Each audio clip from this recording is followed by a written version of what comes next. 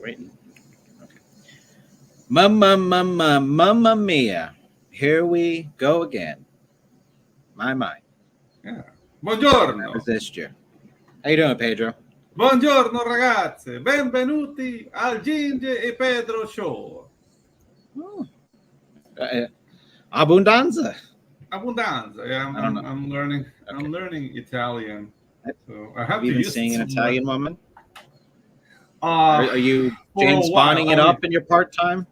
It was the original motivation, but she left. She left for her country, and I don't know. Like I just enjoyed the language, so I'm learning it now. Yeah, very nice. Are you finding? Is it been easier? Is there some similarities with like the Spanish? Latin it's a romantic language, so it shares a lot of syntax and morphology with Spanish. So yeah, it's been cool. Very nice. All right, buddy. Yeah. I like that. That's a win-win. Hey Neff, hail nerds. Indeed. Neff? We've got. Yep, Neff will be coming on. I believe in September. Oh, cool. I believe after Neff. September 11th. Oh, nice. Neff, I checked out that post on Instagram of that new illustration for Mavericks 2. Looks awesome, man. Awesome. The watercolor piece. Yeah. Ooh, I saw that. Yeah. Oh yeah. That's a fucking beaut. Neff, are you gonna get a hold of that actual physical piece? I believe the artist is from overseas. I'm not sure.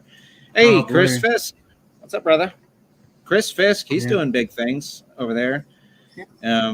Getting the board game ready. I don't know if you've seen any of that. The tabletop for Infinitales. Oh, yeah. Cool. So Neff is hiring people from abroad? I believe so. Hector Trinell is a At least it's a Christian country, right? I believe it's like Portugal or one of those. Hector, hey, thanks, Pedro. Hector. We're very excited to have Hector with us. Yes, he's sending us the original. Dude, that is cool. That is incredible. That's an awesome piece, man. Yeah. I will be having some original art come in from Elliot Rodriguez, speaking of artists from overseas, here in about 20 days. Another fellow Latino. Yeah, man. That's my boy. Great. And an original cast member on the Spells and Superheroes team, just like yourself. Yeah. I've been hanging out with, I can't call you Mexicans, but we do have some of those. Latin Americans the last 3 years. You've been hanging out with the construction crew. How about that? Yeah, man. I've been ingratiated. I like Spanish music. Yeah. Yeah, he's from Spain. Hector Trunek. Oh, from Español, Trunek. That sounds Basque. That last name. But okay, whatever. I have family in Spain, actually. You do? Oh, nice. I do, yeah. My it's sort of a funny story. My aunt Cecilia, which sounds like but she's not. Yeah. Oh, no, she's from here. But her husband, my uncle Benny, used to be a tennis player for the Spanish Olympic team, and look at that. He met my aunt, and they got together here in America. Wait, and, your Spanish uncle's name is Benny. Yeah, it's probably. It's not Bernardo or something. Well, we've always just called him Uncle Benny, but him and my aunt got busted selling cocaine together, and he got deported. Oh, dude, that's how you bond with a lady. Yeah, so she just moved over there, and that was like 20 years ago, dude. So, yeah, the crime's still up. They better not come back. But no, I don't know. This is a love story. Yeah, no, they're great, dude. I love they've been wonderful. But we do have a guest, but let me get this in here. Chris says, I have family in Spain too. My cousin married some nobleman's daughter from Seville. Now I have Okay, thank you, Pedro. Now I have second cousins that live in Madrid for most of the year. Hey. Look at it, Chris. Look at it. Like, dude, you should if you have the opportunity to go to Sevilla, do it, dude. The food is amazing. And that's like the birth of the tapas tradition. So basically, if you buy 5 beers in different bars, you're full. Like you had your dinner, and you're properly soused. So it's an awesome place. Yeah, wonderful. Okay, well, fantastic. And speaking of awesome, we do have returning guest here, friend of the show. We're kicking it old school, my friend. We're bringing back OGs. We've got another, I believe, within our first 10 episodes, maybe 12, somewhere around there. But Dionysios, from the artist, writer, creator of the Tome of Reckoning, coming back in hot. Hey guys, how's it going? Yo, what's up, man? Thanks for having me back on, gentlemen. Yeah, absolutely. You look younger, sir. What are you doing? Oh, I should look older. The beard's out, and I've gotten fatter. So I don't know if that's working for me. Yeah, but if you sell it like baby fat, then I'll take you're in business. You're in business, sir. It's awesome. Yeah. It's good to see you guys. Yeah, man. Thanks for joining us. The beard looks good. It is shaped nicely. It's a mess. I got the neck beard going on too. People are pulling their kids away from me, crossing the street when I'm walking by. It looks bad. Yeah. But hey, listen, that's why I'm sitting at home drawing and writing. So that's right. You don't need to be beautiful when you do comics. Man. Exactly, man. Exactly. That is partially why I cut my hair, was just the looks I was getting from people. It's like I was too lazy to really care for it properly, so I did kind of look like a bum. You know, it's like, what's this fucking guy? I'll be honest, though, man. You actually took care of your hair. It looks good, but I like the short haircut too, man. It's nice to switch it up. You know what I mean? Oh yeah, yeah. I appreciate it. Dude, I'm envious. Yeah, hey, dude. When I got it cut, there was just like so much of it on the floor. It was like just. Oh man! How many years did you grow it before you cut it? At least 5 years. Wow. Yeah, probably 5 years. I mean, I had the same mustache for like 3. It's very strange to just cut that piece of hair off my face. Did you donate that hair, or did it go to the trash? No, it went to the trash. It was like, I mean, it was just like, there was a knot in it, bro, that it was just like, when I said I didn't care for it that much, it was like, like the brushing part, dude. It was just, my hair knots so easily, and it was just like, also I'm very tender-headed, and so it's like, I'm not responsible enough for it. I just had to let it go. Yeah, gotcha. Awesome. I used to have this girlfriend that would like periodically donate her hair to make wigs for cancer patients and whatnot. Oh, that's cool. But I don't know if like red-headed wigs are in demand. Like, you know, I'm sure that they are, and my girlfriend kind of hit me with something the other day that I haven't really thought about. I guess since I was in high school or something. It's nothing I've ever thought about, but we were just sort of talking about gingers being replaced, and it was like the Disney Little Mermaid trailer came on. This was whatever. Yeah, right. And she's got, in her own words, an obsession with gingers, and so I guess it worked out for me. But it sort of made me look at it for a second. She said, "You guys are kind of like a unique species in a way." I said, "What are you talking about?" She's like, you guys are really the only ones that have a bunch of freckles on you. And I looked at my arms, and I'm like, yeah, I guess I do have freckles all over me. I'm like, I'm thinking about myself compared to other white people. I'm like, yeah, I guess they don't have freckles. I came away, I walked away from it like, yeah, all right. Like she sold me on it. So it wasn't an insult, but. I mean, I dated a ginger girl down here in Panama once, but she melted. Oh, bro. Yeah. You guys don't mix with the sun well. Like she had to move back. Yeah, but the sun was what really killed her, because she didn't tan, she burnt. It was horrible. I was like, yeah, man. She loved it's something you do have to. Yeah, you do have to watch yourself. What is this? Translate this for us, Pedro. Yeah, my Spanish is so, but I speak a little. Yeah, that's what it's saying, Chris. Poquito. But yeah. Okay. But poquito is very, very Mexican. It's like a diminutive of little. The literally would be like poquito. It would be poco, like the normal word. It's interesting. So we're learning things on this show. He's hanging with the construction crew too. I see.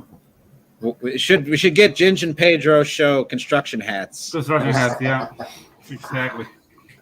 Chris says it's all fun and games until random strangers start giving you spare change. Then it's profitable. Yeah. All right. Now we're on to something. Yeah. Panhandling, boys, shall we? Take it where I can get it. Yeah. That kind of happened to me in Canada. Like for Christmas, since I wasn't like going anywhere, everybody invited me to their like Christmas dinner. And that was awesome, dude. But it was like I felt like a little bit like Oliver Twisty. The whole thing, like, oh, poor Pedro. Are you having dinner? Like, no. But then I would like to 3 dinners that night. It was awesome. That's awesome, dude. Yeah, that is how you do it, bro. You just keep telling people, no, I don't have anywhere to go, and then you just start to get the itis, and then you head out to your next location. The last one, the last one was a mistake. Like I was already full, but I didn't give a damn. Greggy boy, what's up, buddy? He says, "Hey." Yeah, that's his normal greeting from like the Ricola guy. Like I love it. Ricola, yeah. All right. Okay. Cool. Now we'll do Dutch history another day. We'll have to have. Yeah, exactly. Yeah. See, Greg picked up on it. It says, "I'm rocking a damn prawn name, Shaft Williams." What do you guys think? You like it? Yeah, I like it. Shaft. Yeah. All right. You could just call me Shaft for the rest of the episode. Very 70s. He's a bad. Better watch your mouth.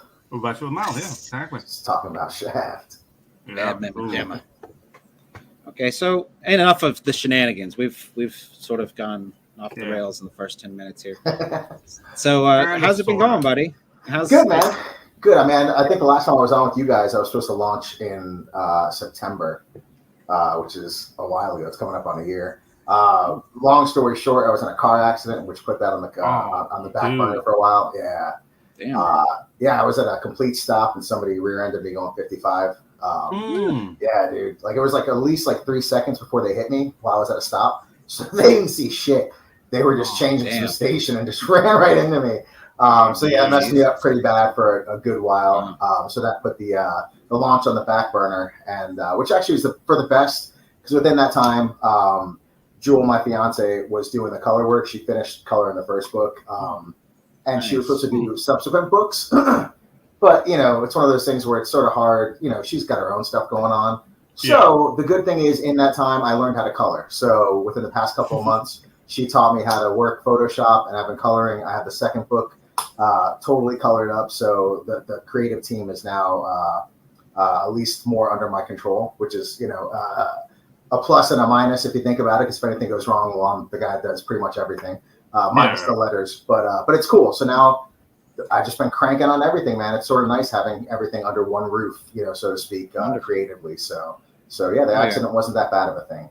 Dude, that's awesome. Awesome. Thank you, man. Thanks a lot.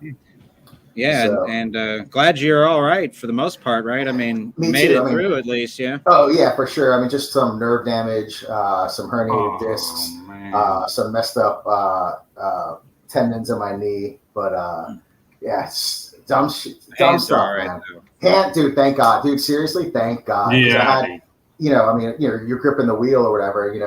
My hands definitely hit the dashboard, but nothing broke and hurt me. But yeah, crazy, dude. Crazy. Jesus, all because, not paying Yeah. attention to the road, man. Insane. Like she admitted it, which was cool. So she was like, I was changing the station. I was like, thank God I got hurt for a good reason, I guess. So, but yeah, crazy, man. Crazy stuff. But yeah, so not anything that's too bad, but yeah, so that's the creative team now, and we have a trailer coming out soon. Cool. Yeah, new trailer done by the Vonster himself, so pretty stoked about that. Yeah, and some news coming out with Riot Press, who's actually stepping in to help with not production, but delivery of the book and all that good stuff. So yeah, PTP and Whitney are helping me out, and it's going to be awesome collabing with them and finally getting this damn thing out. So yeah. So they're going to be helping you with fulfillment? Yes, fulfillment and just the he's done it so many times, just the bare bones of all of it. You know what I mean? Just how to send it, who to ship it to, who to get your books from, all that fun stuff, and just the logistics that I wouldn't necessarily have thought of. So yeah, stoked, man, stoked. Having those guys on. So it's definitely one of the. Are branching out, and they've been like trying to do that for other people. Minus the little thing that happened. I mean, let's not go into that, but I'm really happy that they're like branching out like that, because they've been at this for a good while. So they have a lot of events that we don't have. So yeah, and I've known him for years, and to see him actually succeeding on this front has been awesome. You know, just to see him going from, you know, doing all the stuff he was doing before to actually having a pretty good following, man. You know, with his campaigns and stuff. So yeah, stoked, man. He's a good dude. They're good people. So yeah, I'm excited, man. Very good, very nice. And it's definitely great to have. Actually, really, it must be really great to have an old friend. Also, you know, that you guys went to the Kubert school together, if I remember correctly, right? Yeah, exactly. So to come full circle and help get your book out, you know, that's gonna be. I could just imagine. I sort of, like 10 years ago, tried getting into comics with my best friend, but it ended up being this thing where it was like it all fell onto me. Right. And then when I got into comics a couple years ago, it was like, again, the same thing, like me and him just playing Call of Duty one day. I was like, bro, you remember that story we were going to do? And he's like, yeah. And I was like, we should probably do that, you know, and just it all came on to me again. And I kept just like trying to set up creative meetings. And it was like, at one point I was just like, all right, I just got to do it myself. Yeah. And that was a really great decision for me, right? I mean, here I am today. So sometimes you just got to do it. But sometimes you're going to say, damn, we're doing it live. Yeah. Absolutely. Epic. We're doing a lot. But you know what? That's it's one of those things too where a lot of people have had those conversations and still haven't taken the opportunity to do it themselves and are kicking themselves in the ass. So that's awesome, man. You find out that way. You know, it's a collaborative effort, but not everybody is a collaborative spirit, so to speak. You know. Yeah, it's just along the lines, at least for what I see, that a lot of people love the idea of making a comic book. They love the idea. But when, you know, like when the rubber hits the pavement, it's like, oh, this is a lot of work. Yeah. And they disappear. And I think, you know, I've heard a lot of, you know, people say it, and, you know, industry people, but you got to love it, man. It's more about the love, I think, than anything else. And I think that shows in this trio right here, too. You guys have a love for it. Like, I have a love for it. It shows for a lot of the people doing this stuff on their own. There's a genuine love. It's almost like a sickness, man, you know, to keep doing it, you know. There's a little bit of manic behavior in it. I mean, I used to tell this to my students in animation school, like, dude, you want to make money? There are easier ways to make money. Selling drugs, for example. I mean, especially if you, I mean, sell your body. Sell your body. Just make an OnlyFans. There are ways. The money's out there, guys. But if you want to make comics, you gotta love it. The money might be there, it might not, but it shouldn't be the goal. And that's you just said it, man. Like, which, you know, my fiance will kick me in the ass for that. But it's not the main driving force for me. No, you know, it's the creativity and getting it out, man.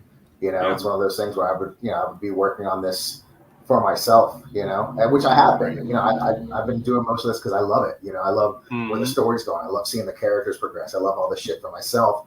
Now I'm stoked to get it out so other people can finally see it. You know. Yeah, absolutely. It's awesome, man. That's the key right there for sure. Let's pop into the chat real quick. I see some familiar faces, and I think I see a message for you here. I see an unfamiliar face real quick. Kristen Zaffo says, "Hey guys, let's see the goods." And Dion will be popping the puppies out here in just a moment. Yeah, for real. Gotta get some ice Chris Fisk, he says, she effing driving while female. Yeah, I mean, dude. She looks so dazed. The only enjoyment I got out of that wreck was just thinking about how the airbag might have hit her. You know, just like the funny face. I'm glad she was okay. Don't get me wrong, but like, what a dumbass move to screw up the rest of my golden years by changing the channel for. I don't know. What are the kids listening to? Whatever it is, you know. Listening to Shakira or something. That's then I can't blame her. You know, her hips didn't lie. I don't know. I don't like Shakira that much. I don't think anybody does, to be honest. I haven't heard the name in years. You know what I mean? Yeah. I don't think she had anything too catchy. She's like a bobblehead creature that sort of just. She's very, I mean, she's hot, sure, but yeah, she's very unique. We've got, I believe, Pops here. So a guy named Pops. This could be the artist formerly known as Pops. The Battle of the Pops. Oh shit! I'm gonna look out. Oh shit! Chris Fisk says, "Wait, people make money making comics." Some, Chris, I've seen it. Yeah, I think it can be done. I've seen it happen, Chris. But yeah, it's a myth. I know. Yeah. Shut up, chicken! Oh, Jesus. Jesus. I can hear the chickens. Yeah. Your chickens or neighbor chickens? No, my chickens. Oh, that's awesome. My chickens. No, I hate them. Those are the noisiest chickens ever. But you have eggs all the time, right? Yeah. I have eggs all the time, but I can't stand the noise, man. Because the things like they hang out right under my room. Oh, that's funny, dude. And they they have this huge conversation like they're fixing the war in Ukraine or something. Oh, that's so funny. Yeah, dude. That is interesting. Then I cook them all. Oh no. I that's what I was thinking. I know deep in your mind you're just sitting there looking at them like, you little motherfucker. Delicious. Sharpening your knives any moment. I can't keep chickens because it's not that I guess I wouldn't do that, right? But dude, I just don't really want to, Okay. The thing to get to kill chicken, just stay a day with them, and stare them in the eye. And you say like, this is a dumb animal. There's no connection. It's like killing a fish. They don't blink. They suck. It's to the fire like, they go. That chicken that lived for I don't know how many years without a head. Yeah. Exactly. So he was still feeding it. He was shoving corn down its little neck hole, and it died actually by choking, which is the funniest part. Yeah, choked the chicken. Yeah. Yeah, it's crazy. Okay. Yeah, Christian, I have 4 roosters. There's like the main rooster, and I have 3 other roosters isolated. Because if not, you know what happens? Like they kill each other. But yeah, we have roosters here because it's not the pecking order is destroyed, and the chicken just kill each other. Wow. Stupid. Yeah, you need a rooster. You need the patriarchy. You heard it here, folks. You heard it here first. Yeah. Breaking news. Yeah, breaking news.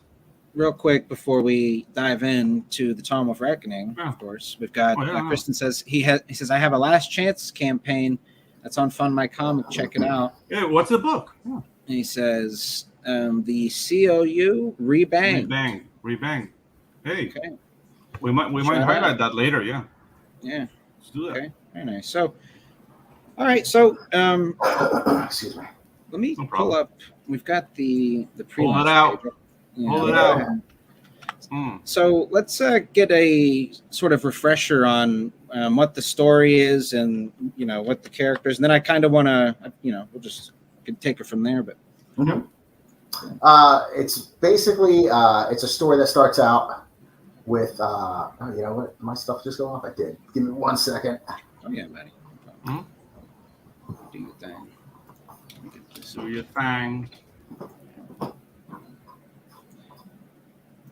Yeah. Here we are. 72 pages. All right, that was one of my questions. Have a wacky setup. All right, here we go. Hey, yeah. So thanks, man. The story is essentially it starts off with a group of people who are just thrown together, a bunch of misfits, trying to figure out what's happening as the end of the world is going on around them. So it's my influences are anything from, I don't know if you guys remember the old Rips role-playing games with like the different worlds and stuff like that.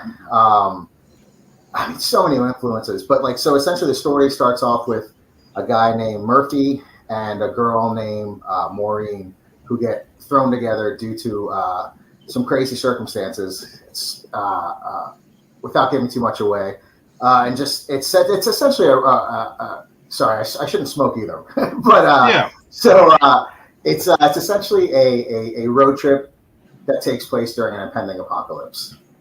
Oh, cool. So you get to see, definitely a lot of world traveling, but you get to see different parts of America, different, the different people, all while shit's just falling apart all around them. You know what I mean? But the story's written. I have 5 issues drawn, Very cool. 2 colored.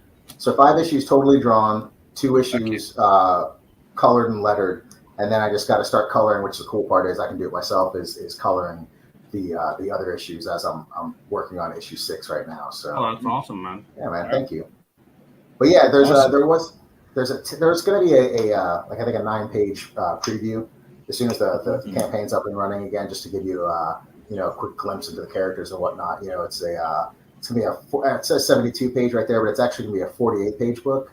Okay. I was gonna do 72, but Pat just made the suggestion to actually just go, and if I'm going to release it 2 at a time, you're not going to get as many as I could probably get 4 or 5 books done a year. Yeah, you know what I mean. So might as well release it that way and just space it out more evenly for people too, just to show them that I can fulfill, and I'm actually busting my hump on this book, man. So yeah, and that's the thing, man. Like it's a slow process, but you have to show backers that they're gonna get the books you're back, and just be consistent, man. And that's what I see from everybody, and going back to our statement on the love of it, this is getting done regardless. Do you know what I mean? So it's like I just love it so much, man, and I'm just cranking away at it. So even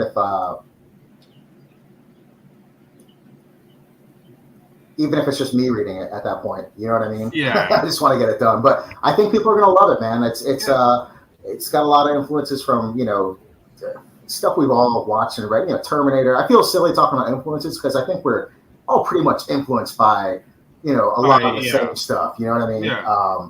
But especially if we're contemporaries, exactly. But I think I put a decent enough spin on everything where it is my own story. The lore has been thought of to almost a part of Psychosis.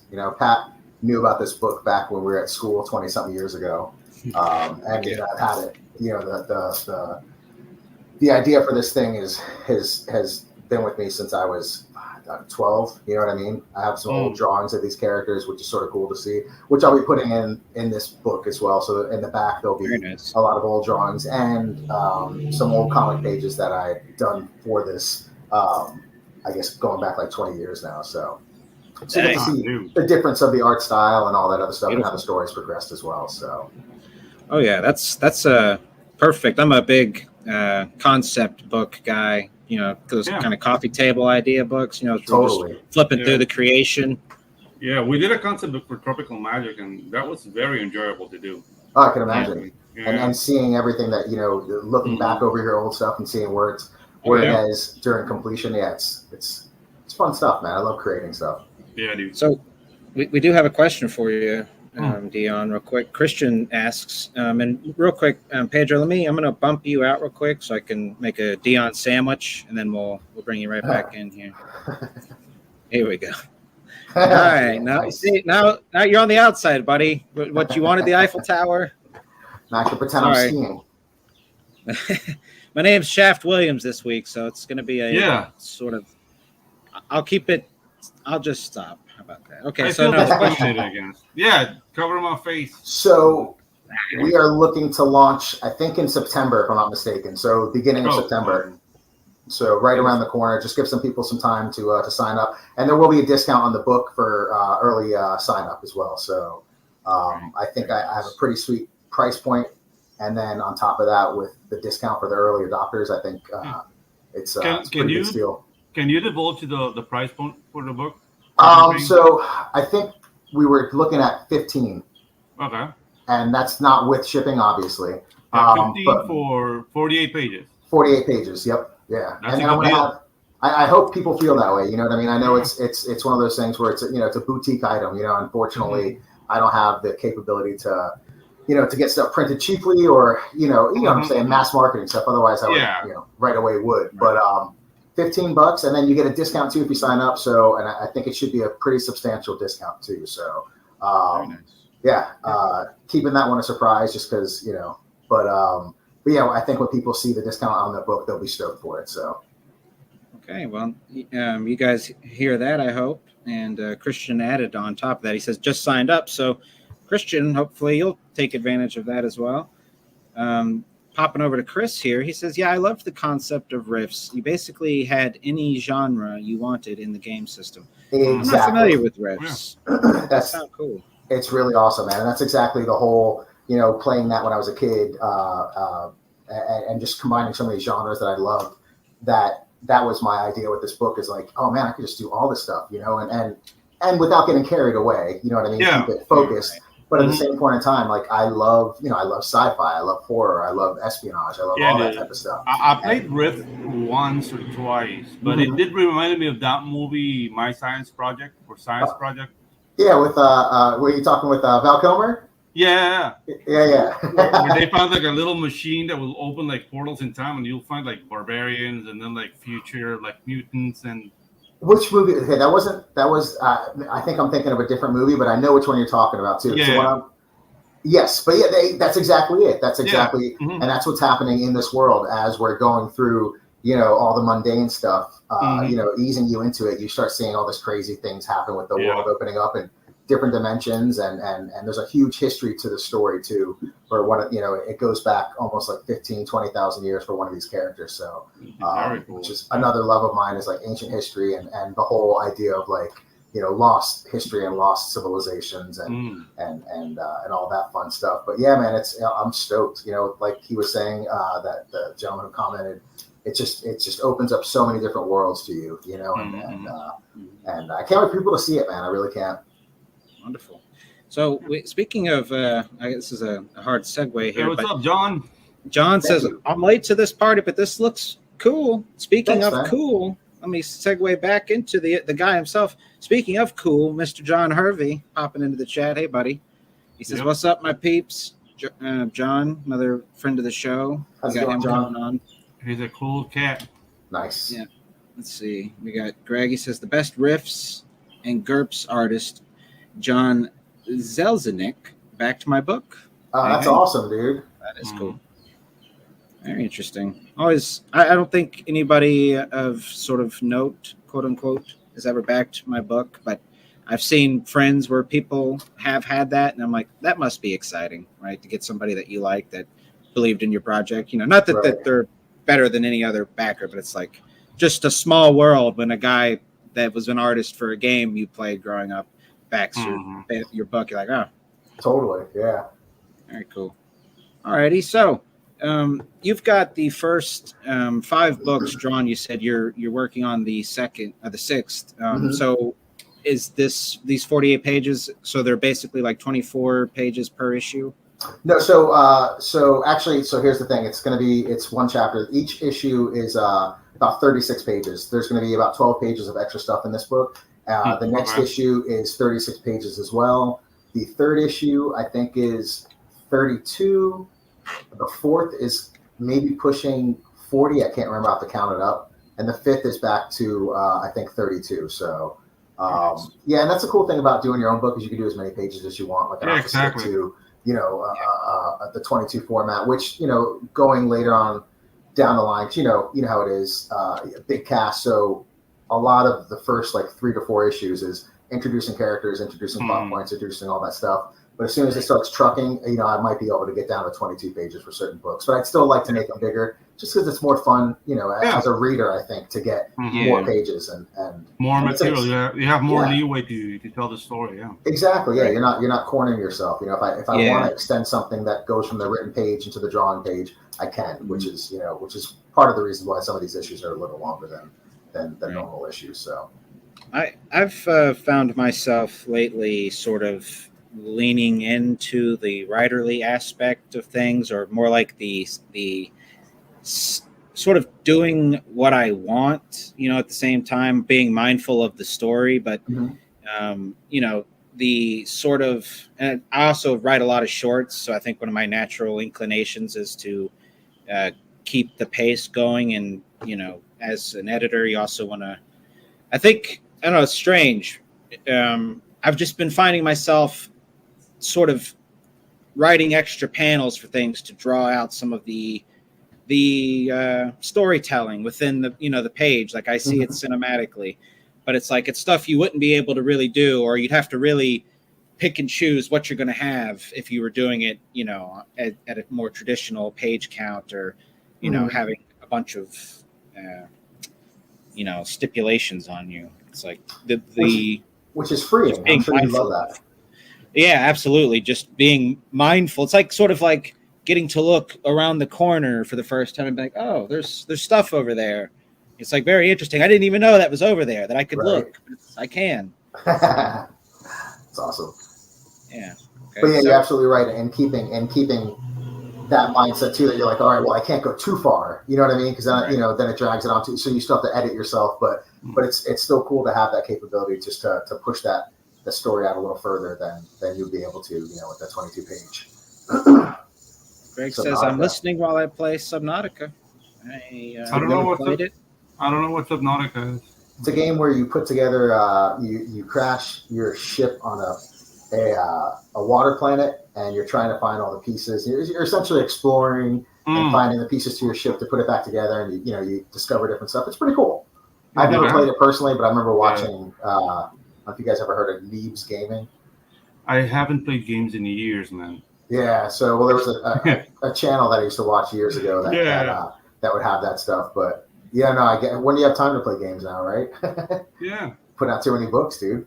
Yeah, exactly. We have to put out them books, so no time for video games. Yeah. Oh, so it's like a horror sci-fi something. It's not really. If stuff pops out at you. I mean, it's essentially it's an exploratory game. You're by yourself. You're in the ocean, and you're just finding different little caverns, and there's different monsters and stuff that pop out of stuff. But yeah, it's pretty cool. Greg says the open ocean is the ultimate in horror. Well, I don't know, man. Like I used to dive for a while. Like I stopped. You can only have that many hobbies. But I once was face to face with a moray eel, like a really huge moray eel.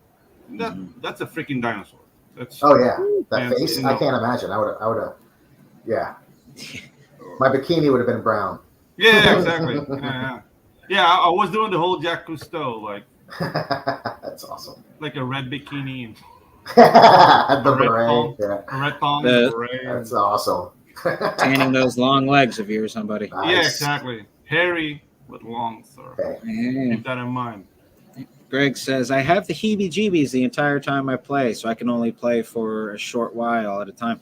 I was like that with the Resident Evil. I never beat it. I guess it was the reboot, but it was technically like 7 or whatever. Yeah. Biohazard, where it was a really great premise, but I don't think I even beat the first boss, or maybe I did, but it was just like every time I got on, I still had a PlayStation VR, and so I was playing in VR, and it was like, dude, I just could only play for like 5 minutes at a time before I was like, I can't do it. Yeah, that's so funny. Yeah, that happened to me with, and I'm not proud of this because that will like put me in the pussy department, but with Dead Space. That's a good game. I couldn't handle that game. It was like the first time, like a big piece of equipment, like basically obliterate the guy. I was like, nope, I'm not playing this anymore, and I just quit. Well, they did their job right then. Yeah. I mean, it scared you enough. So yeah, it was a great game, dude. Yeah. I love Dead Space. Yeah. We got Ichthus. Hey, brother. Thanks for coming by. What's up, Total Excellence? With the Gator, of course. He says, that's a nice boomstick. Oh, yeah. Shotguns are the best. You've been posting some really great art online, bro. I guess they've been stuff from the book and, just lots of great, large pieces. Like, I don't know if you're highlighting panels but really, really great stuff, man. Thanks, man. I appreciate it. Yeah, I've been posting. I've been told to cut back a little bit on posting some stuff just because I get so excited to show people. Don't give the book away. That's the thing. Yeah, but there's so many pages in the book that I'm like, what's 10 pages here and there? Yeah. But it's an absolutely right thing to do is to slow it down because we're not launching until September. So hopefully we get everybody to get the books by late October, November, and then be ready to rock on the next one. As soon as that goes out the door, I'm going to start my next one for the book that's done and crank away on the other ones and try to keep not too much space in between the releases. Books, Yeah, that's clever. Yeah, dude. And yeah, like it makes sense that you have to keep it like fresh. You know what I mean? So posting that many pages, especially so long before the launch. Yep. It's gonna take the wow factor away a little bit. So yeah. You're right. You're absolutely right. So you gotta cover the nipples just a little bit. Exactly right. Yeah, you gotta keep them guessing. Yeah, half nip maybe. Yeah, like the tops of the areolas is all they can get. There you go. I'll give a little side boob. Side boob and the look.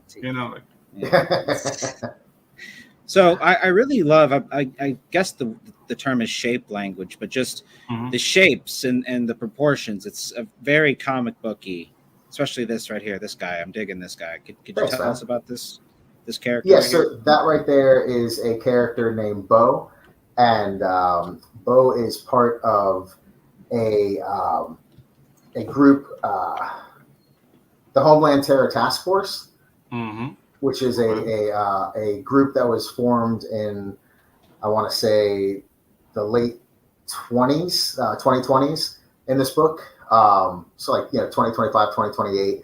And it's essentially to deal with Homeland terrorism.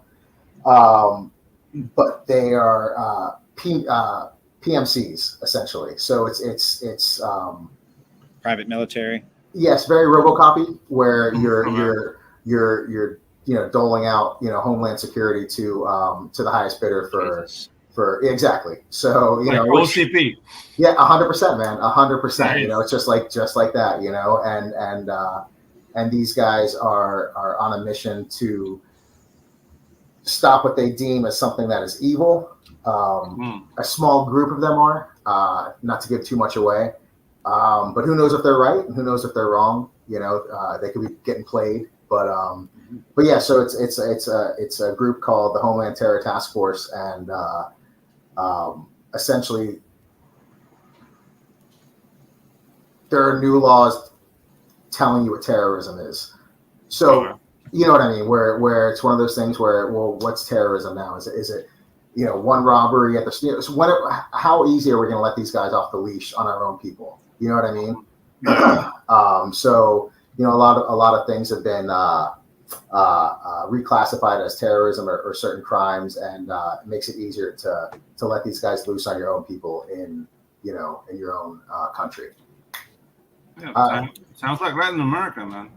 It probably sounds like a lot of places, right? Yeah. Where we're headed possibly in the future too, man. Yeah. Which is, exactly. Like people say, like, "Oh, the world's coming to an end." It's like, and I see what's gonna happen. It's like, I think I already lived there.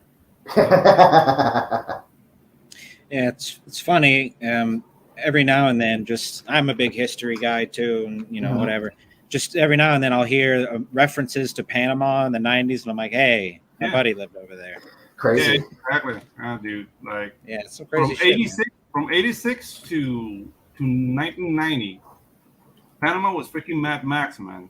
Yeah, I can't imagine, dude. Yeah, and nobody talks about it. You were there, obviously. Yeah, wow. I was 16 at the time, and wow. Yeah, dude, like there was no cash available because like the U.S. blockaded all the banks, so people like kept on working, and there was like books, so people would like say like you have this much, and then you can access this much, and dude, like we survived, and then like the invasion came about, and it was like a huge like pressure about like, and we became prosperous like in 2 years. It was weird. That's crazy. Thank God, 2 years, man. You know what I mean? Yeah. That's a quick turnaround. But also shows the resilience of the people then too. You know what I mean? Yeah. The thing is like we're loud and we like to drink and we dance a lot. But Panamanians, like if you speak to people from Central America, they will say like Panamanians are not Central Americans. If you speak to people from South America, like Panamanians are not South Americans. And the people from the Caribbean don't claim us like we're something different, and they all think that we think we're better than them, and not really. It's just like we just shut up and work, and I don't know, that's what we do. But it's not like we believe like superiority or claim anything. It's just like, dude, like we're hungry, man. So you guys aren't the Germans of the Latin American. Not even, because we don't produce anything really. Panama's really small. So is that Argentina? Or no? No, Argentina. Right? Argentina has been in crisis for 60 years, man. Like, no, I just mean there was a lot of Germans that went over there after World War II. Actually, there's more Italians than Germans in Argentina. Now, really? Yeah, like if you speak to an Argentinian, like their accent, it's like an Italian speaking Spanish. Oh, that's funny, man. Like, che, vos qué querés? Mira, vení. They sound completely different. You got your Italian accent down really well, man. That's pretty good. Dude. Yeah, that's the power of Cooch. I wish I was going out with an Italian. I'm not an Italian now. That's the truth, I think, though. Like the power of Cooch. Like, there's been many things that, like learning guitar back in the day. Like that was something I was like, I knew girls liked it, so I wanted to learn it. Turns out I enjoyed it along the way. But Troy in Greece. I mean, all the ships were sent off because of Helen. So, it's been going on for for centuries, man. For Whether it's guitar or raising a city, it's Alan had that good. Yeah, apparently, yeah, I know, right? Yeah, that's awesome. So Christian says Panama, right? Heck yeah. And that song is not about my country. We wish it was, but it's not. What is it about? Is it about my city? I live in Panama City, about your Florida. city. It's about your city. Is it? Yeah. Is it really? Yeah, I mean that didn't stop us from claiming it. Like, dude, whenever like there was a party in the 80s, Panama was playing. Like, it's not about us. Yeah, we don't care. Who gives a shit? But Panama City was named after Panama, so essentially, it was. Yeah, you know, by proxy. Mm-hmm. There you go, chess, 4D chess. Yes, Van Halen, very nice. So Neostar, zipping in, he says, the brilliant star that shines through the night, the sharp thorn in the side of evil, Riser Man stands before you. Hey, what's up, buddy? Dude. Doing the whole Darkwing Duck thing. Yes, love it every time. All right, so let's see. What else? Without giving too much away, is there a? I always ask this: is there a bad guy at large in this series, or is it a? There is. It's hidden for the most part. There is a bad guy. So the book is essentially about a group that knows the end of the world is happening. Okay. What is it going to take to rebuild? What it took to rebuild before? What kind of world do you want to have once it ends? The idea is that the world has ended before, right? Like this is not the first time that we've gone through this, stage of civilization. Maybe it was magical before, maybe it was scientific before, but it's happened and it keeps on ending. And what happens at the end? Who are the people that take over in order to push us into the next, age of civilization? And is it bad people that start everything? Is it will the meek inherit the earth or not? Essentially, you know what I mean? And that's what this book is totally about. Told in 3 parts. The first part of the book, which is where we are right now, is the apocalypse happening. It's pre-apocalypse. You get to see everything happen before the world turns to shit. Like one of my favorite things as a kid was like, do you remember that battle damaged He-Man toy? Yeah. I love stories like that. I love toys like that, and that's what I treat this story as. It's like you get to see the battle damage happen. You know what I mean? Like a lot of stories you get thrown into. All right, this is the apocalyptic world. With flashbacks. This one you're in the driver's seat going along as things happen at the different stages, and you get to see these characters change.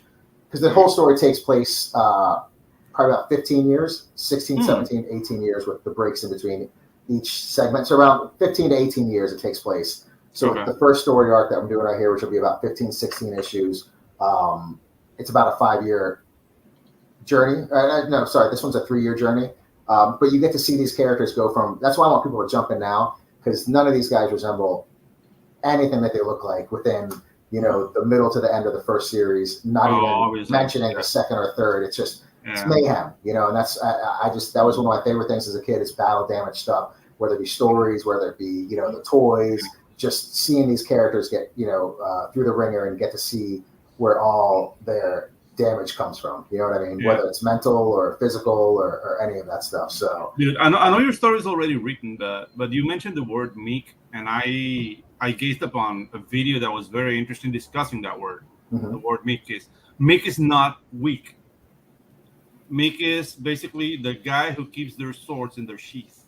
So we're talking about warriors that choose not to fight. Those are the meek. Exactly. Almost like what they say, is it better to be a gardener in war or a warrior in a garden? Yeah. Yes, exactly. And that's part of the story too. You know what I mean? Where very cool. There's some stuff I wish I could blurt out right now that happens like later on. That's like, which falls on that subject. Where it's like, okay, well, some people are just hungry for war all the time. Yeah, exactly. And it's sickening. You know what I mean? That's where we all pay for it. We pay for these people, their hunger for war just to pad their pockets with, with bills. And what would happen if people stood up, if actual warriors who were sent out by these fuckos, pardon my French, just because, the world we're in right now, what would happen if they stood up and said no? You know what I mean? If everybody really, it's a fairy tale, man. That's why you put it in a comic book, because that shit will never happen. But what if everybody stood up and said, no more? Nah, we're not fighting. Yeah. It's interesting when you said that phrase with me, those, I'm gonna not butcher it, but for me, one of my favorite time periods is the Black Plague era. And from what I understand, one of the things that helped, quote unquote, create the middle class was basically so many people dying and land being, in a way, redistributed to basically people that were further down the line of nobility, so like people kept dying, and it kept getting passed on into people's families. And it just changed the way people lived their lives, and things started to modernize a little bit more. I mean, an event like that will do that to you. How many people died? It was an insane amount of people. Yeah, and there's been several Black Deaths. China had one that was apparently like way bigger than the European one. There was two that they think the plague of Justinian in like 600 was one. Yep. Actually, that's why the Turks destroyed the Roman Empire so easily, because they were coming out of that plague. Like their armies were decimated. They were diminished. They had like Viking mercenaries defending Rome. It was just like they had nothing. It's crazy. Yeah.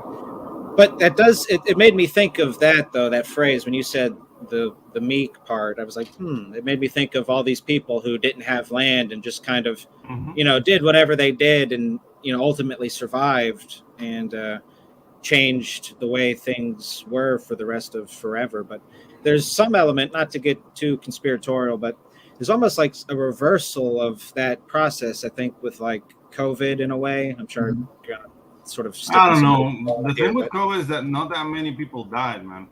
Well, I don't mean the death part. That's not the part I'm talking about. I'm talking about the reversal. Exactly. There was so many people lost their businesses and homes, and there's way more, but then there's this small amount of people that made an incredible amount of money. Yeah. To me, it just seems like a reversal of the Black Plague. Yeah, the thing is that's more a financial move, and the other was more demographical. Right. We're talking about action volume of people being lost. Here, it was just like they took advantage of a panic.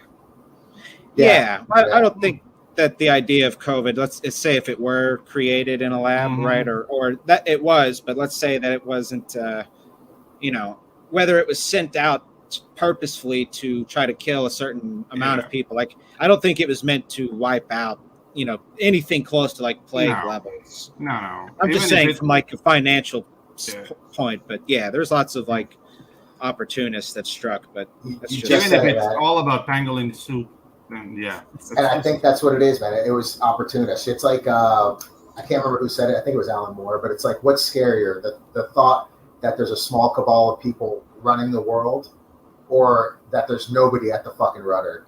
You know what I mean? Where it's just a shit show, shit's happening, and they just take advantage. Oh well, this is great. Well, we can make some money now. You know what I mean? It seems like we're more run by complete and utter morons that don't know what they're doing, and they're just opportunistic on stuff. If I find that easy, and look, I'm not saying there's not anything, but I'm saying I find that easier to believe that than there's just a small group of people running us. I just think there's a bunch of greedy assholes who just take advantage of anything. It's crazy, and not to say that there's not conspiracy stuff going. I mean, we obviously know. There's proof of nefarious government stuff that they've done in the past. But I think that just the thought of what's scarier, is it a group that's running us, or that it's just nobody's at the helm? You know what I mean? It's just, I don't see the great question. I don't see like the manic laughter, like whoa, like I don't see that. But like there's interest groups. The thing is, like absolutely. Yeah, they're interest groups. Like they just they have a goal, and that goal might have like secondhand consequences, and they're like, ooh, but we have our money now. Right. I think it's more something like that. Yeah. I mean, I think it's a mixture, really, because you've got folks like Bill Gates, who certainly is I think, sure, you can call him an opportunistic, like financial villain, but I think he is also a nefarious player. I think he's Bill like Gates a lunatic. Bill Gates needs a bully, man. Do you think he's nefarious willfully, or do you think that he is somebody that thinks he's doing something good? Okay, do you know what I mean? All these nerds are nerds in the wild. Right. They need predators. They need bullies to just lift them up from their underwear. So like, this is a stupid idea. Stop. Right. Like, they have nobody telling them that. So I put their Zuckerberg. I put Bill Gates in there. Even Elon Musk. Like, all these guys are just nerds that have no stoppage to what they're doing. And now we're getting like AI and like, I don't know. Maybe I was raised in the 80s. I think AI is a huge problem. We're gonna pay for this later. And I don't know. Like, I see these things happen. Like, yeah, we should reduce population, and even like your vice president was saying like, well, population reduction was a good thing. Like, he said that on a. She says a lot of things. She's a dum-dum. I like how she's actually sort of leaning into that stupidity now. Like, it seems like she knows, like with the whole AI. It's 2 letters. Like, no shit, dude.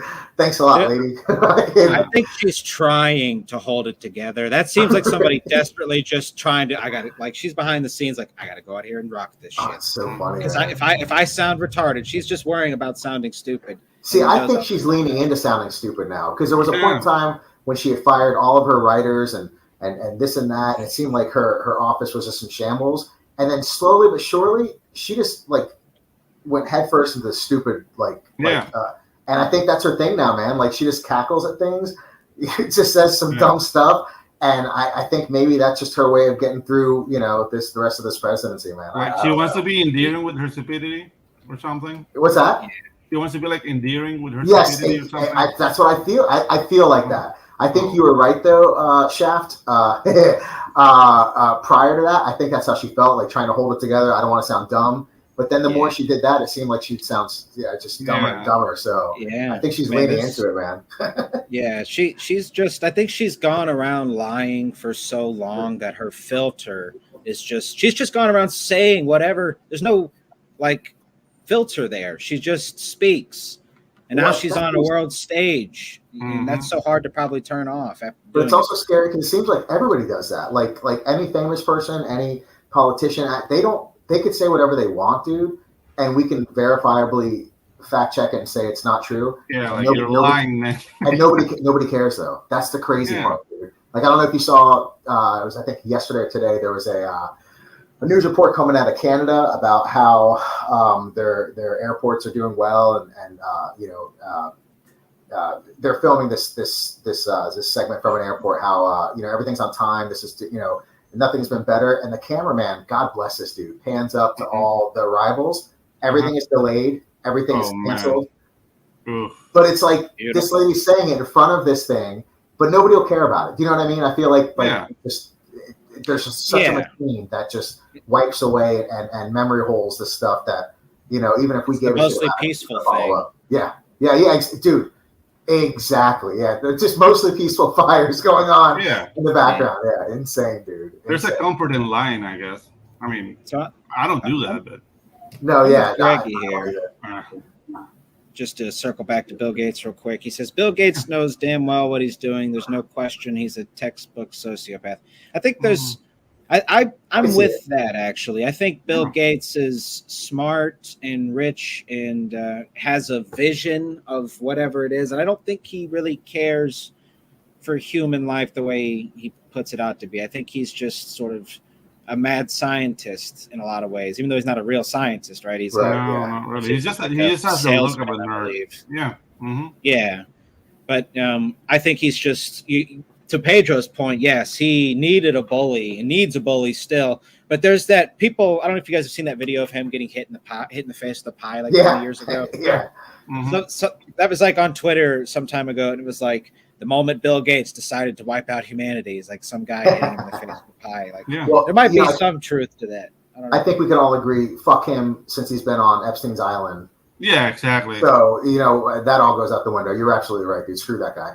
Yeah, he needs to get a pie with he needs to get a pie in the face. Yeah, a pie with a brick in it. Yeah. Thank you. Yeah, exactly. A stale dildo. How about that? Yeah. You might like that too much. Yeah, he might come back for more. Oh God. All right. So we are on that note. To awesome. the hour mark here. We keep the show at an hour these days. That's perfect. Beautiful. And Greg putting the cherry on top. He says the pie came well after Gates made enemies. Interesting. That's true. Yeah. We'll have to do a deep dive on. Maybe that'll be a show. Deep dive. That'd be cool, man. Gates. Deep diving on Bill Gates, on good old Billy Gates. Bring something to pinch your nose, right? Because this is gonna get steaky. No, but let me share your campaign out. The pre-launch one will begin. Do you have anything else to promote, buddy? Are you doing a YouTube channel? Are you doing anything that you'd like to? I have a YouTube channel. I'll probably start putting videos out there, but I mean, as of right now, it's pretty barren. But yeah, I'll be doing some videos, and that's what the world needs, right? Another bald, bearded, fat dude talking about comics. So yeah, dude, bald dudes are the future, man. Yeah, James just have to catch on. That's so funny. Well, I'm gonna have a wig one of these days. Yeah, dude. Glorious. Dude, Hollywood's burning. It's up to us, middle-aged bald dudes, to rescue the thing. It's so funny, man. Well, I'm gonna throw a skullet to differentiate myself from the crowd. So exactly. within the next couple of years, it's gonna be banging, dude. It's gonna be nice. Yeah. So before we do go, real quick, I did just want to. I'm trying to find this campaign real quick. Right, okay, here. Let's see. Christian, if you're out there, buddy, we're gonna take a look at this real quick. Rebanged, right? Was that the name of it, boys? Rebanged, yeah. Oh yeah. Let's check that out. Here we go. Here we are. COU. Rebanged. Okay. Rebanged COU. And let's see. I'm trying to quickly think of a sort of sex joke with the name, but I'll save it. Don't do it. I know you have a porn name, and Shaft Williams. Come on, but it's not. All right. Ooh. Okay, here we go. The COU, where heroes are still heroes. Still heroes. Love it already. These are not your father's heroes, but he'll wish they were. They were. Come experience it from the beginning. Okay, very nice. Westchester, New York, upstate there. I guess. Actually, I don't know what part of the state, but I like that style. Very 80s, like late 80s. Mm-hmm. Was there anybody interesting at your Kubert school aside from like Pat? Was there any like older teachers that were like old school guys? I went for 1 year, but they had some good teachers. I know. I mean, obviously the Kubert boys and their dad were teaching there. Trying to think of. I mean, you know, I had some good. I definitely learned some stuff the year I was there, but I didn't really. It was the first entry year, so didn't get to meet all the heavy hitter teachers. I want to say, the ones who were still working in the industry. But yeah, it was cool for the year I went. I only had one teacher that was sort of bunk, but yeah, other than that, it was cool. A lot of cool students, man. I know I met a lot of cool people who did artwork who are still doing stuff today. Who should be, man, some of these guys should be doing some crazy stuff. Wasn't like Shane Davis contemporary with PTP? Well, yeah. So PTP and I were in the same year, and then Shane Davis was a year above us. Yeah. Okay. Yeah, Shane was there. Alex Sanchez was there. Trying to think. Ed Pisker was in our class. Nice. So. Very cool. Yeah, he was a nice guy. It's must have been a great time still at the school. I mean, it was. I would have gone back. It was just too expensive, man. Greg says he thinks he's the only one watching. I see 5 eyeballs here. We've got 4. It would be 10 eyeballs. It would be 10 eyeballs. Because 5 eyeballs would be like 2 guys and a pirate. And a pirate, yeah. Take it. Or an alien of some kind. No, we've got Ford watching on the Madness on Pops' channel, and Greg, I believe you might be the only one on my channel. So special nod to you. Special, yeah. Okay, so the COU here by Bart Sears. Now that name is familiar. Oh, Bart Sears? Nice. Yeah. Oh wow. Okay. That's awesome. These are those best drawing segments in Wizard magazines. Okay. Yeah, Christian, you're welcome to come on, buddy. I'll hit you up in the I'll take yeah, I'll try to find you on Twitter, or you're welcome to reach out to me, and we'll get you on the show, my friend. Yep. Okay. All right, boys. Dude, thanks for having me on, guys. All right. Thanks for coming on, man. You're welcome back when the show or when the book launches, or anytime. You guys are always fun to talk to, man. So, dude, it was awesome, man. Yeah. Okay, good great. So I'm gonna bump you to the back. You're welcome to head out, or you're welcome to hang around. We're gonna shoot the shit for a second. On the babies in the back, man. Dude, thank you for having me, man. I appreciate it. It's good to see you boys, and continued success to both you guys, all of us. So, yay. We'll make money someday. Hey, man, as long as we're making comics, right? The money either comes or not. So I feel it in my bones. It's awesome, dude. All right. See you, boys. Hey, Okay. take care, guys. Thank you. Peace. All right, P Money. We're here, my friend. Good show. We are. Absolutely. I appreciate everybody that watched. We've got some new viewers out there in Pops' Lane. Says Christian's in the madness. I can make sure you find each other. All right, cool. Pops, Awesome. make it happen. Yeah. Make it so. I've been saying that today. Yeah, you've been watching Star Trek Next Generation? Not recently, but about a year ago, I popped in for a spell. Got to like the second half, or they got to the second season around probably like 4 or 5 episodes in. I enjoyed it, grew up watching it. I have been thinking about getting back to it. I've heard there's some of the later seasons are actually also interesting. Like I just want to explore some of the lore. It's a good show. I mean, yeah, taking the Wesley kid. Yeah, fuck him. It's a good show. Fuck him. But the show's good. Yeah. No, I grew up a Star Wars fan, and this. Oh, I see. I see you built your own lightsaber. Impressive. Well, I see what you did there, my friend. Yeah. But no, this one was also a gift. I turned 31 on the 14th, so a couple days ago. Yeah. And my girlfriend, one of the people she works with, has a 3D printer. Oh, nice. Yeah. So she printed out your Luke Skywalker second lightsaber. Yeah, nice. From Return of the Jedi, which is actually probably, I honestly think, my favorite of the original trilogy, followed by A New Hope, followed by Empire. Yeah, and I know that's... which makes sense because that's the lightsaber he built. Like his first lightsaber was his father's, and normally Jedis have to build their own lightsabers. I don't know. Like, to me, Star Wars is dead. But I do love the old movies and all the books and whatnot. But the new thing. Yeah, no, I'm brutally look at that from Star Wars. That is awesome, Pops. Very cool. I don't recognize that lightsaber though. I don't either. What is that? It's one of them bad guys, man. Yeah. The Inquisitors evil. Or something. It looks evil. Definitely. Good show, guys. Thank you, sir. Awesome. It's always good to see Dion. Christian, you can find this guy right here, Mark Mulgrave, 2 R's in Mark on Facebook. Okay. You can find him there on Facebook. Don't look up Shaft Williams. You might get something you don't want to see. Yeah, his name ain't Shaft Williams. Hey, wish it was, I was Al Zadong a couple weeks ago, and that's still been making me laugh. But yeah, just hit me up. Hit me up. I'll hook you up with Ginge here, and you can be on there. Yeah, man. Yeah, boy. Okay, guys.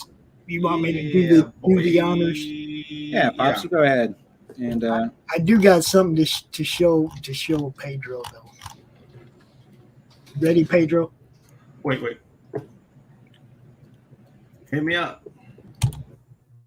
Just back it already. Nice. There you go. Nice. You're gonna see a lot of that in the future. You watch. Very cool. Very cool. So I'll say this real quick. Next week we've got a launch party for my boy Ty Ranger, aka Ty the Art Guy. Yep. I lettered his latest book, and should be finishing off that series as he goes along. He's working on the 3rd one now, so we'll talk that on next Tuesday. Yeah. So everybody show up for the launch parties. We do love launch parties around here. That's one of our. Hey guys, I gotta go because I have a meeting. Okay. I just got reminded, but dude, nothing but love. All right, brother. As always. See you later, Pops. Take it easy, my friend. Pops Williams. Pedro Ang. Yeah. See you, buddy. See you. Take care. You know you love it. Come on. Okay. I had fun today, guys. So yeah. Shaft, have a good night. I'll do some ads on the way out. All righty. We will see y'all later. Peace. Peace. Oh, just play, will you?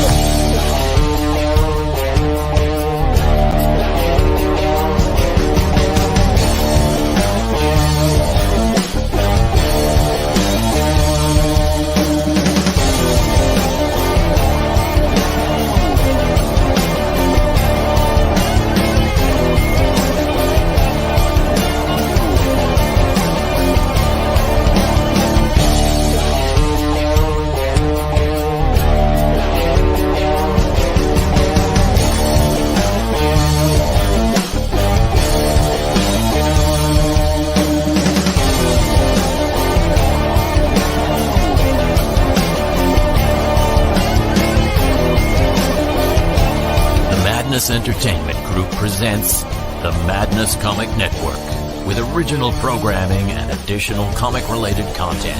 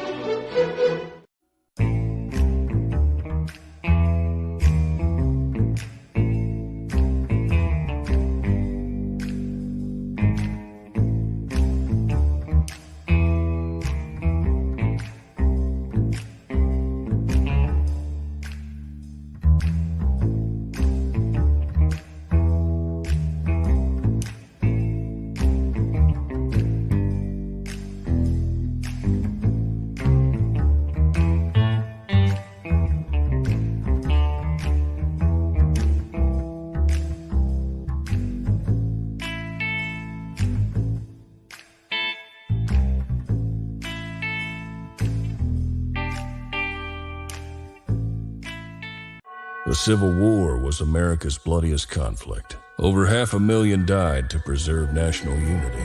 When the war ended, Confederates like Harley Brogdon headed west, shooting game for the Army and gambling. When a card game turns deadly, Harley shoots in self-defense, killing the card sharp who threw down first. Wilfred Knorr, the card sharp's wealthy father, will stop at nothing to see Harley hang. Harley flees to Cobb's Gap, an old silver mining town at the foot of the Rockies. A remarkably peaceful town, especially after dark. But the sheriff harbors a dark secret, and no one dares go into the mines anymore. Cobb's Gap is full of secrets. People speak in hushed tones of something in the mines. Something worse than their cursed sheriff. Something even the Indians fear from the deepest pits of hell. Every secret will be exposed. Bronze Star. Order your copy at bronzestarcomic.com. Just back it already. Comic Books for Kids provides comic books to kids in hospitals and cancer centers across the U.S. It's a place where we can all work together to make sure every child has a comic book. 100% of all proceeds go towards the kids. It's about making a difference, and while they're in the hospital, allowing them to fly like a superhero, battle dragons, or rescue teddy bears. We are in every state in the country and now support over 160 hospitals. Every month, we add more. Visit cb4k.org.